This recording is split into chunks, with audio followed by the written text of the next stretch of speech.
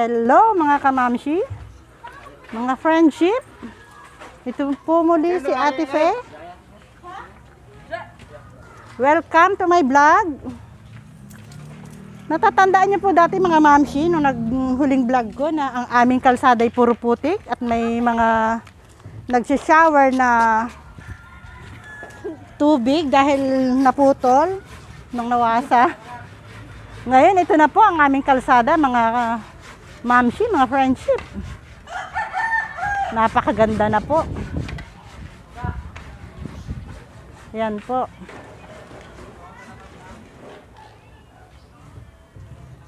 Yan mga mamshi, mga friendship. Buo na yung kalsada namin. Sementado na. At ngayon po, sa aming compound, dati nag-video rin po ako ng aming compound. As you can see mga mamshi, ngayon po ay gumagawa na ng gate. Lalagyan na po ng gate ang aming compound.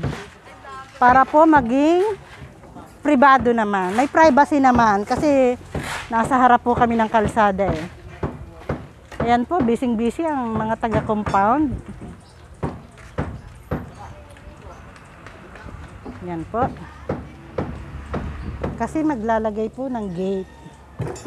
Actually, ilang araw na po itong inumpisahan. Kaya lang, siyempre, gumagawa sila ng...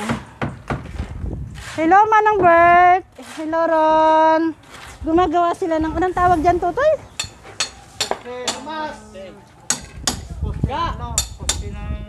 Yan, poste po para sa gate.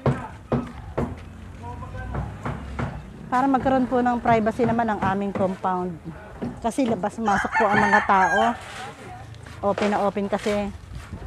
Ngayon po, lalagyan po siya ng gate, maghahati-hati po sa gastos ang mga taga-compound. At kasama na po ako doon. Sa taga-compound na maghahati-hati. Ang sipag ni Jun, no?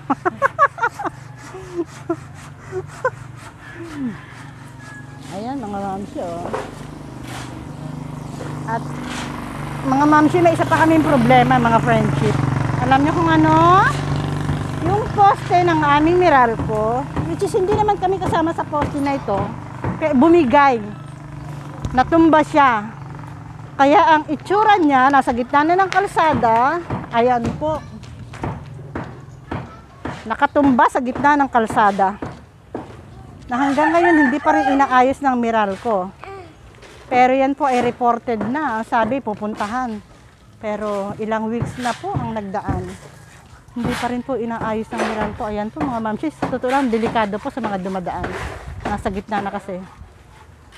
Ayun yung mga hinahalo nila. Busy-busy po mga taga-compound.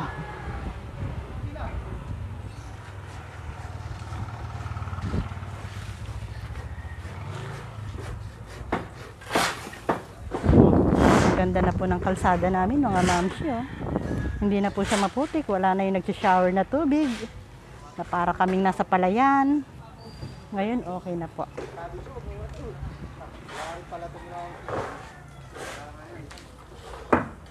Ayan po. Busy-busy talaga sila, oh. Mahirap din kasi ilang araw na po nilang ginagawa.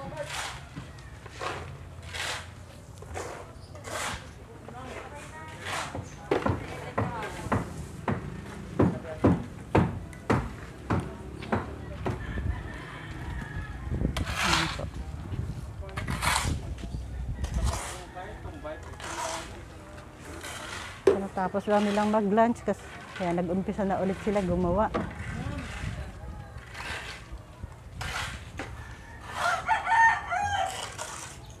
Para may privacy naman yung aming compound. Labas-masok kasi ang mga tao. Nakakatakot.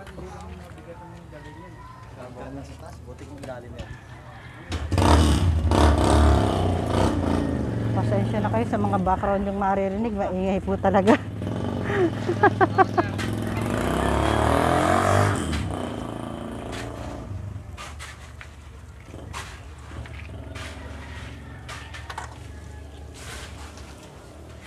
Ayan po, oh.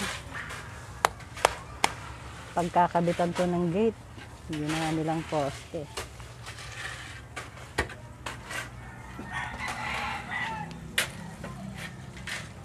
Naghahalo sila eh. Daing graba. Pang-poste naman po yan mga mamsi sa kabila. Para po dyan. Pataas.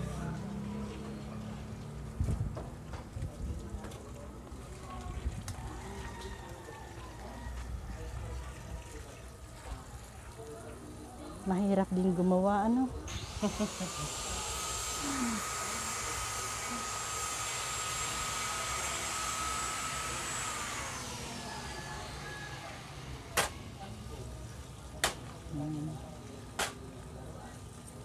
Sipag ni Kuya Oka.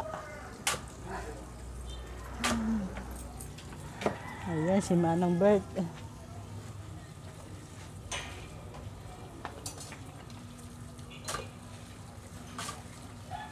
Sentro ba haloblock natin dito? Sentro haloblock natin dito? Ayaw mo pa nila. Sentro labas. Dito.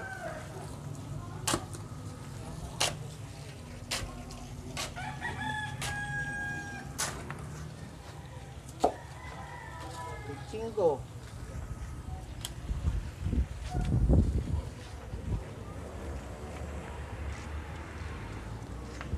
Malungkot ang halo. Kasi tada sa tagat. Sinusukat na po. Para sa totoo lang mga mamsi, yung bahay ko hindi pa nababaklas. Ako na lang ang hindi, tsaka si Batang. Para sa widening, wala pa kaming pampabaklas kasi. Ang gulo pa po, ang gulo. Saka na pag talaga may budget.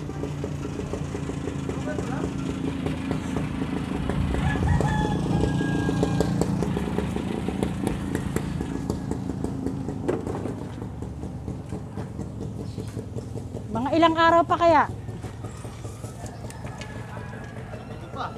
Mga ilang araw pa daw po mga mamsi, mga friendship. At least bago siguro mag-Christmas, maayos na po, malinis na po dito sa compound namin.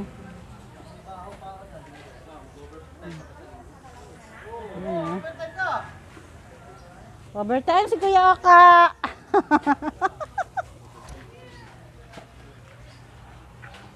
Ayan mga moms. Nagtatanong si Kuya Oka kung mag-overtime daw po ng Sunday. Pasok kami sa Sunday. Oo, ipasok daw sila sa Sunday. Yung Martes nga eh. Ito namin eh. Day off namin yung Martes. Video yan? Oh, what? Day off kami ng Martes kasi ano eh. May day off daw pala.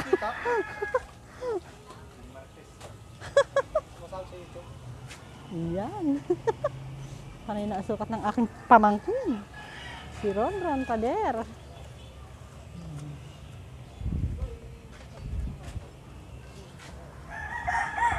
Ayaw pa dyan. Siguro po bago magpasko tapos na po ito. At magiging maayos na. Hindi na maputik dito sa lugar namin, mga mamsi, mga friendship. Nakakatuwa na. Mga bata paghapon naglalaro na po. Yun lang ang hindi ko masabing maganda kasi alam niyo naman tumataas ang bilang ng ating COVID pero yung ating mga kabataan paghapon talagang naglalaro na po sila. Ganda kasi ng kalsada, puro semento na. Sige mga mamsi.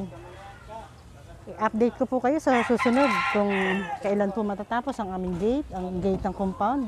I-update ko po kayo ulit.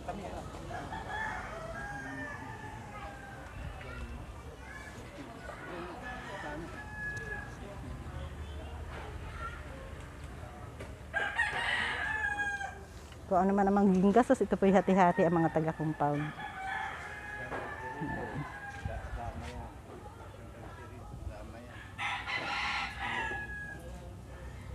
Ay, kumuha.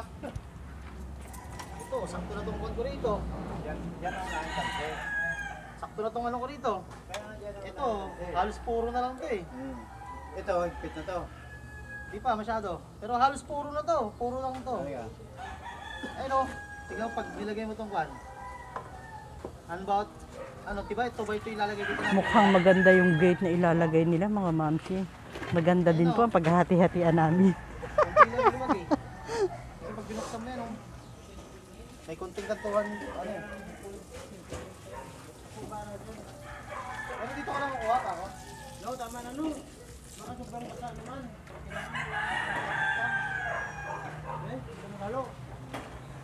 Sige mga mamshi. I-update ko po kayo sa susunod kung kailan po, kung hanggang saan ang matatapos. Muli po, huwag niyo pong kalimutan, paki-subscribe po ng aking YouTube channel, Pegobi Vlogs. Pakikalembang niyo na rin po mga mamshi, mga friendship.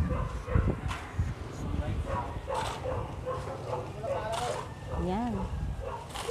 Okay, mga mamshi, nandito na lang po muli.